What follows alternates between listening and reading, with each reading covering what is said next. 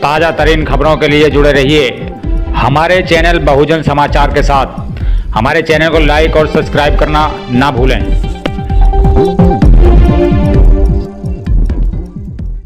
जनपद मेरठ की खास खबर। मेरठ गढ़ रोड स्थित बुद्धा गार्डन में दलित विकास समिति द्वारा बेसहारा बेटियों का सामूहिक विवाह। इस दौरान 40 जोड़ों ने ली शपथ भारतीय संविधान को साक्षी मानकर सुख और दुख में एक दूसरे का साथ निभाने के लिए। इस मौके पर उपस्थित रहे हैं छतर सिंह जाटव, वरिष्ठ कार्यकर्ता भीम आर्मी मेरठ व सामाजिक सुरक्षा फेडरेशन ऑफ इंडिया के राष्ट्रीय अध्यक्ष ज्ञानेंद्र कुमार गौतम अपने सैकड़ों साथियों के साथ मिलकर पहुंचे बुद्धा गार्डन में। संजीव भारती, रीना वर्मा, सीमा सागर, मिथिलेश, बबीता, नंद किशोर, रोहित वर्मा, शमा, प्रवीण।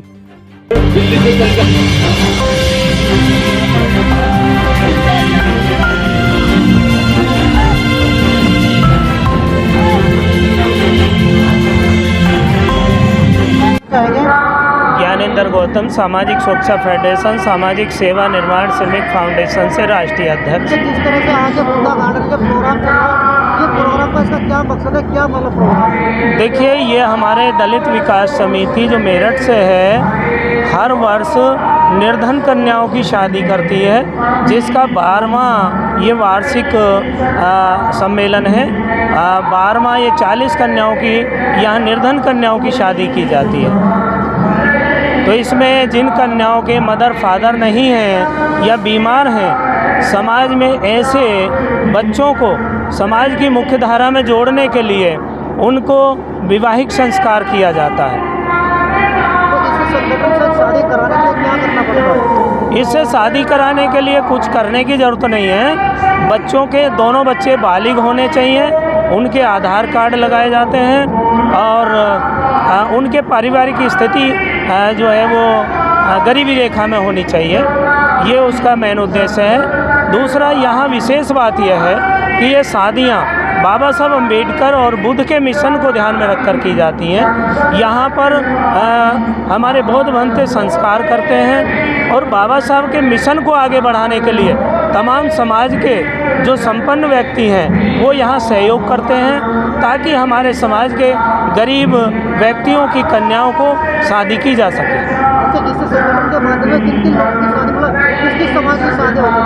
यहाँ पर SC ST OBC समाज के निर्धन कन्याओं की शादियाँ होती हैं। तो शादी के लिए किसी के मतलब किन लोगों की मतलब जैसे कि किसी के गरीब परिवार है, मतलब माँ बाप घर पर नहीं है, इसके अलावा और किन व्यक्ति की शादी हो सकती है यहाँ पर? बस यही है कि जो इनके माँ बाप नहीं हैं और निर्धन परिवार हैं, माँ बाप हैं तो बीमार हैं, ऐसी बेटियों की सभी की शादी यहाँ हो सकती है। अच्छा, फॉर्म कब भरे जाते हैं?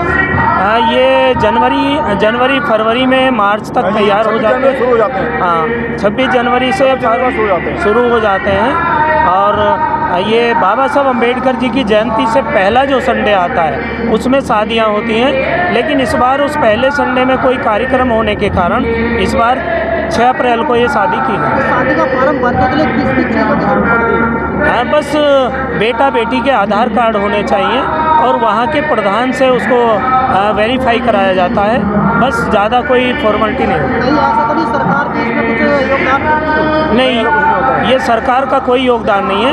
ये हमारे बहुजन समाज के और अन्य समाज के भी लोग अगर कन्यादान करना चाहते हैं तो उस सभी कन्यादान के सहारे से ये बेटियों की शादी होती है। देश की जनता के लिए क्या कहना चाहेंगे आप? बस देश की जनता को ये कहना चाहेंगे कि सभी लोग भाईचारा बना कर रखें। जिस तरह हमारे देश के प्रधानमंत्री कहते हैं सबका साथ सबका विकास, सबको साथ लेकर चलना है, इसी तरह दलित विकास समिति निरंतर इस देश में गरीब बेटियों को सम्मान देने के लिए बहुत बड़ा काम कर रही है और इसके साथ साथ शिक्षा पर भी काम कर रही है, गरीबों की हर तरह से मदद करती है। तो हम इस समिति को बहुत बहुत धन्यवाद करेंगे, जिसके अध्यक्ष आदरणीय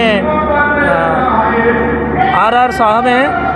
तो उनका और पूरी समिति का हम हृदय से धन्यवाद करते हैं और जो लोग इस कार्यक्रम में बढ़ चढ़ कर दान देते हैं उनका भी हृदय से धन्यवाद।